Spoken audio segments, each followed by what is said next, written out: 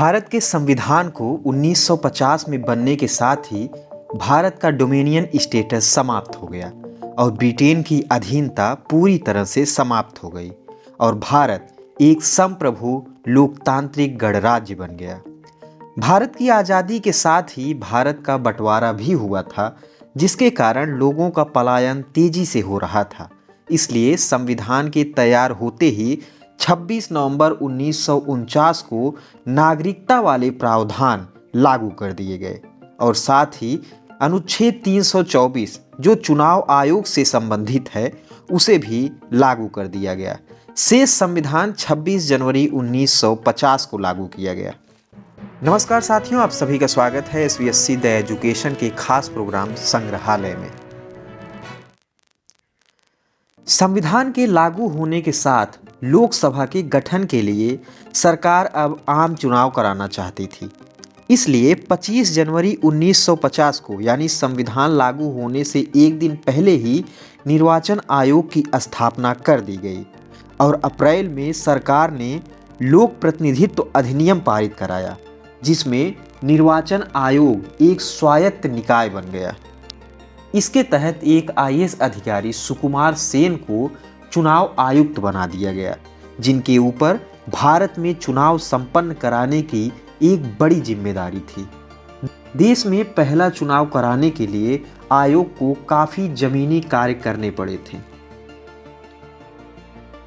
चुनाव कराने के लिए कुछ विधियों का निर्माण आवश्यक था, इसलिए संसद ने दो मुख्य विधियों को पारित किया जिनके अनुसार चुनाव कराया जाना था। पहली, लोक प्रतिनिधित्व अधिनियम 1950, जिसमें यह तय हुआ कि कौन वोट देगा और कहां देगा, अर्थात मतदाता सूची, निर्वाचन क्षेत्र और मतदाता की योग्यता क्या होगी। इन बातों को ध्यान में रखते हुए लोक प्रतिनिधित्व अधिनियम 1950 को पारित किया गया।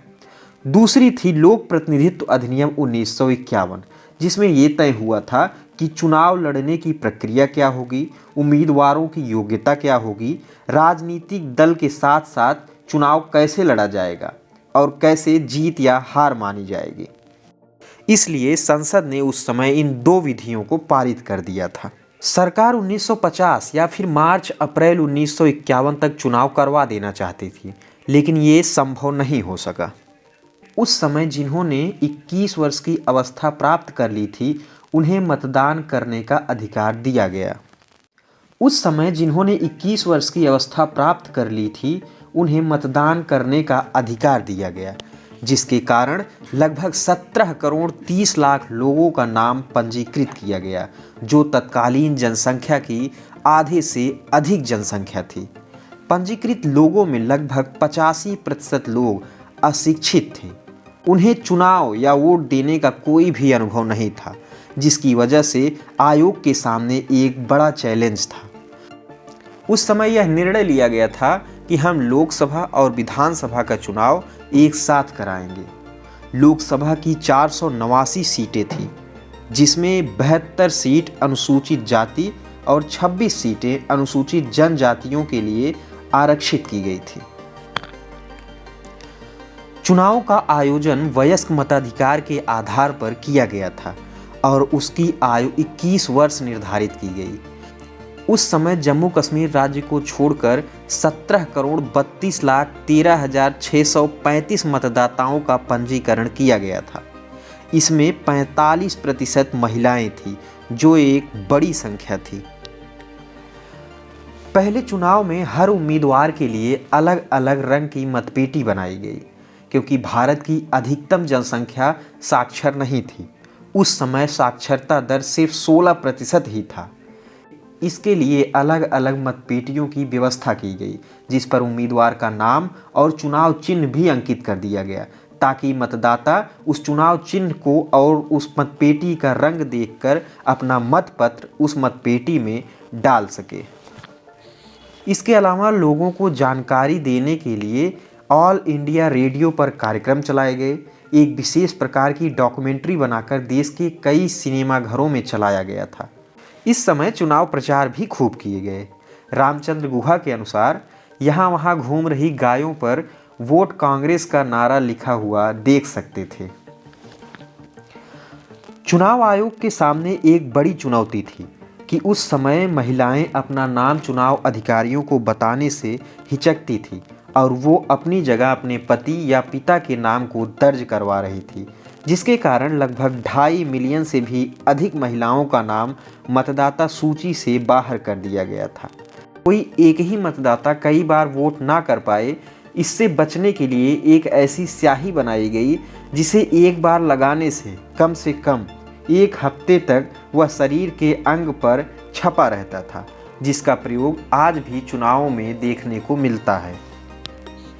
तत्कालीन प्रधानमंत्री जवाहरलाल नेहरू संविधान लागू होने के बाद जल्द से जल्द चुनाव कराना चाहते थे, लेकिन सारी व्यवस्थाएं करने में चुनाव में देरी होने लगी। आप तो जानते ही हैं कि भारतीय राष्ट्रीय कांग्रेस उस समय सबसे बड़ी राजनीतिक पार्टी थी। चुनाव में विपक्षी पार्टियों के हिस्सा लेने के लिए भी पूरा अनुकूल माहौल बनाया गया था। उस समय विपक्षी पार्टियों ने भी जोर शोर से प्रचार किया। श्यामा प्रसाद मुखर्जी की जनसंघ पार्टी, भीमराव अंबेडकर ने अपने अनुसूचित जाति फेडरेशन को और मजबूत किया। आचार्य कृपलानी के नेतृत्व में किसान मजदूर प्रजा परिषद, डॉक्टर राम मनोहर लोहिया और जयप्रकाश नारायण के नेतृत्व में सोशलिस्ट पार्टी तथा कम्युनिस्ट पार्टी मुख्य विपक्षी पार्टी के रूप में सामने आई थी। पंडित जवाहरलाल नेहरू ने पूरे देश का विश्वास जीतने का पूरा प्रयास किया और देश की कई जगहों पर चुनावी प्रचार के लिए घूमते रहे। संविधान लागू होने के लगभग 2 साल बाद चुनाव का समय आ गया था। पहला आम चुनाव अक्टूबर 1951 से लेकर फरवरी 1952 तक लगभग 4 महीने तक चला। इस चुनाव में कुल 53 पार्टियों ने हिस्सा लिया। 1874 उम्मीदवारों ने चुनाव लड़ा, जिसमें से 533 निर्दलीय उम्मीदवार भी अपना भाग्य आजमा रहे थे। कुल 14 राष्ट्रीय दल शामिल हुए थे। आपको बता दें, शुरू के चुनाव में कुछ सीटों पर 2 सदस्य चुनकर सदन में पहुंचते थे, जिसमें एक सामान्य वर्ग और दूसरा आरक्षित वर्ग से आता था, जिसकी वजह से 401 निर्वाचन क्षेत्रों में लगभग 489 सीटों के लिए चुनाव हुए। उस समय 314 निर्वाचन क्षेत्र एकल सीट वाले, 86 निर्वाचन क्षेत्र 2 सीट वाले और 1 निर्वाचन क्षेत्र 3 सीट वाला था। हालांकि 1960 में बहुल सीट वाली ये व्यवस्था को समाप्त कर दिया गया। उस समय कुल मतदाताओं का 45.7% मतदान हुआ था। लोगों ने बढ़ चढ़ कर हिस्सा लिया। सभी के लिए वोट देना एक नया अनुभव था।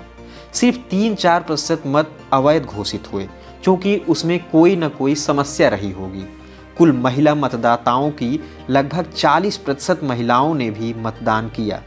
4 महीने की इस चुनावी त्यौहार में लोगों ने अपने अधिकार का अनुभव किया।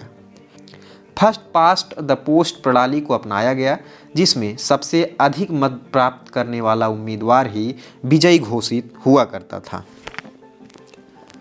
भारतीय राष्ट्रीय कांग्रेस ने 472 सीटों पर चुनाव लड़ा था, जिसमें से उसने 364 लोकसभा सीटें जीतकर ऐतिहासिक जीत दर्ज की। इस चुनाव में कम्युनिस्ट पार्टी ने लोकसभा में 23 सीटें जीत ली। कम्युनिस्ट पार्टी ऑफ इंडिया और सोशलिस्ट पार्टी ही केवल ऐसे दल थे जिन्होंने 2 अंकों में अपनी सीटें जीती थी। कांग्रेस के बाद निर्दलीय उम्मीदवारों ने सर्वाधिक सीटें जीती। कांग्रेस को कुल मतदान के 45% वोट प्राप्त हुए, जबकि सोशलिस्ट पार्टी को लगभग 10.5% के आसपास वोट प्राप्त हुए थे।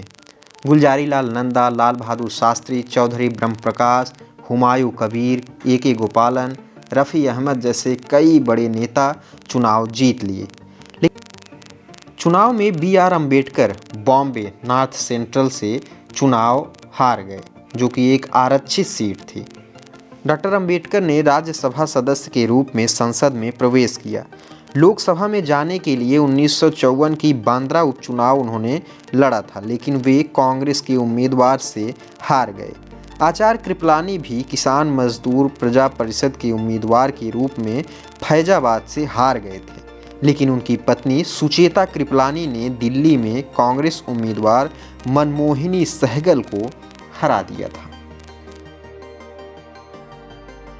मतगणना के बाद परिणाम घोषित किया गया।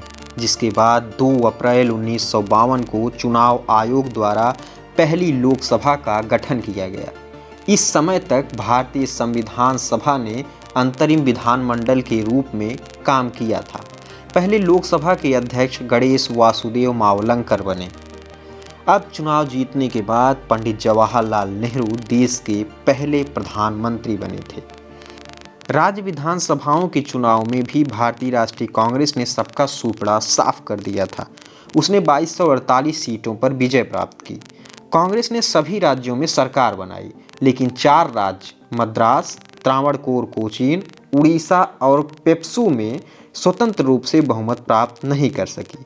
राजाओं और जमींदारों की पार्टी गणतंत्र परिषद ने उड़ीसा में राज्य विधानमंडल की 31 सीटें जीत ली थीं। इस तरह से भारत में पहला आम चुनाव संपन्न हुआ था। संग्रहालय में आज के लिए इतना ही। यदि आप चैनल पर पहली बार हैं और हमारे और वीडियो देखना चाहते हैं तो आप चैनल सब्सक्राइब जरूर कर लीजिए। SBSC द एजुकेशन में आप हर प्रोग्राम को देख सकते हैं। धन्यवाद।